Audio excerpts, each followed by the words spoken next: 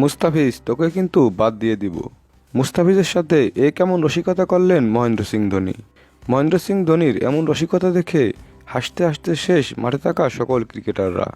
এমনকি মহেন্দ্র সিং ধোনির এমন অবাক করা কথা শুনে অবাক হয়েছেন মাঠের বাইরে থাকা হার্দিক পান্ডিয়া নিজেও। কেনই বা এমন কথা বললেন মহেন্দ্র সিং ধোনি? কী বা হয়েছিল তখন?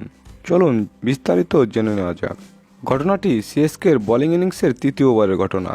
এ সময় মুস্তাফিজুর রহমান নিজের প্রথম ওভারে বোলিং করতে আসেন।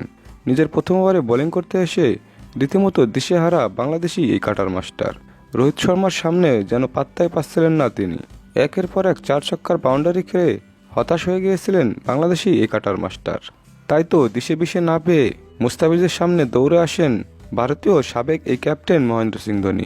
দৌড়ে এসে মুস্তাফিজুর রহমানের সাথে রসিকতা করেন মহেন্দ্র সিং ধোনি। তিনি বলেন, মুস্তাফিজুর রহমান, তোকে কিন্তু বাদ দিয়ে দিব। এমন কথা শুনে হেসে দেন মাঠের বাইরে থাকা ক্রিকেটাররাও। এমনকি মুস্তাফিজুর রহমানকেও মুচকি মুচকি হাসতে দেখা গেছে। আসলে মুস্তাফিজুর রহমানের আত্মবিশ্বাস বাড়াতেই এভাবে রসিকতা করলেন মহেন্দ্র সিং ধোনি।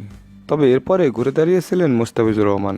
এমন ব্যাটিং উইকেটে খরুসে থাকাটাই স্বাভাবিক। তাই তো মুস্তাফিজুর রহমান রান বেশি দিলেও গুরুত্বপূর্ণ একটি উইকেট তুলে নিয়েছেন। এমনকি ফিল্ডিংয়েও অসাধারণ নৈপুণ্য দেখিয়েছেন তিনি। অসাধারণ এক 6 বাউন্ডারিকে ক্যাচে পরিণত করে প্রশংসা ভাসছে বাংলাদেশি এই কাস্টার মাস্টার।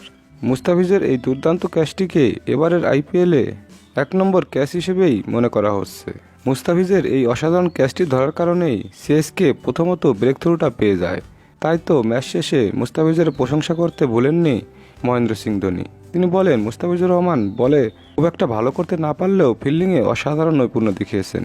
দর্শক, মুস্তাফিজ ধোনির মধ্যেকার এমন ভালোবাসাপূর্ণ অবস্থাকে আপনারা কীভাবে দেখছেন?